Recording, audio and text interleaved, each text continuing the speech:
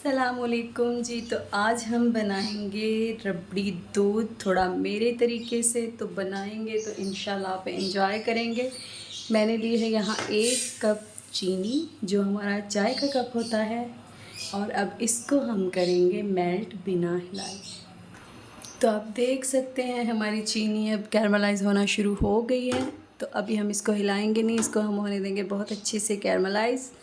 और जब ये बहुत अच्छे से हो जाएगी तो फिर हम करेंगे इसका बाकी का प्रोसीजर। ये देखिए जी, चलो देखिए यहाँ से अब ये हो गई है। तो अब हम इसको करेंगे, देखें जब इस पॉइंट पर आती है ना चीनी, तो तब हम इसको हिलाएंगे। और कोशिश करें आप लकड़ी का चम्मच यूज़ करें इसमें। इससे क्या होता है कि ये बहुत ज़्यादा चिपकती नहीं है, और चिपकती भी है तो जब हम इसमें दूध डालेंगे ये बहुत जल्दी उतर जाएगी। तो हमें इसको करना है ब्राउन, तब तक करते हैं हम वेट। तो चीनी कैरमलाइज़ हो रही है, अब इसी पॉइंट पर मैं इसमें डालूँगी 3 अदद इलायची और इसको हम हिला लेंगे बहुत अच्छे से।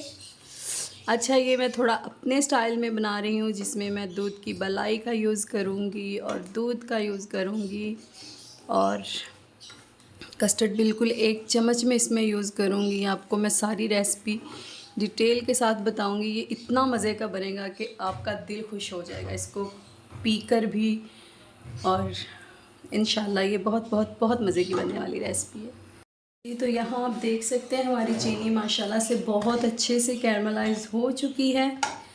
और अब हम डालेंगे इसमें हमारा दूध, बिल्कुल थोड़ा थोड़ा करके। यहाँ इसको हम मिलाएंगे बहुत अच्छे से। देखिए कितनी खूबसूरती के साथ मेरे तरीके से अगर आप बनाएंगे तो इंशाल्लाह आपको इसको पीकर मज़ा आ जाएगा। इतना मज़े का, इतना यमी बनने वाला है। देखिए, अच्छा दूध मेरे पास था हाफ़ लीटर से थोड़ा ज़्यादा ही था। इसको मैंने पहले से गर्म करके रखा हुआ था।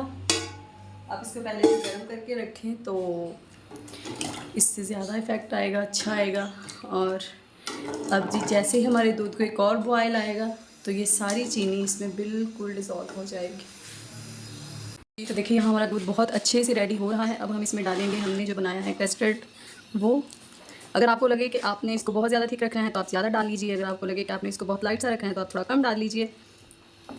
और मैंने आपको जो हिसाब बताया है, मैंने जस्ट 1 बड़ा चम्मच डाला है इसमें। और ये बस अभी मैं इसको सिर्फ 2 मिनट के लिए पकाऊंगी, और फिर बाकी की चीज़ें जो इसको करनी है वो मैं आपको बताऊंगी। ये इसी में बहुत अच्छे से हो जाएगा। जितना इसका मुझे चाहिए जो क्वांटिटी, उसी हिसाब से इंशाल्लाह बिल्कुल रेडी हो जाएगा। ये देखिए आप, हो रहा है ना, हो जाएगा। एक तो गर्मी इतनी ज़्यादा है, इतनी ज़्यादा गर्मी है जी। तो आप देख सकते हैं यहाँ इस दूध को उबलते हुए हो चुके हैं तकरीबन 2 मिनट, और इसकी जौन सी थिकनेस मुझे चाहिए, जितना चाहिए, ये माशाल्लाह से बिल्कुल उतना हो चुका है। अब हम करेंगे हमारे चूल्हे को ऑफ़, और इसको करेंगे हम ठंडा, और फिर हम करेंगे इसके आगे का प्रोसीजर। बहुत ही अब आई है हमारी सर्विंग की, जिसके लिए हमने एक बहुत प्यारा सा बाउल लिए हमने लिए हैं जी तुखम बलंगू, जिसको मैंने भिगो के रख लिया था। ये आप देख सकते हैं।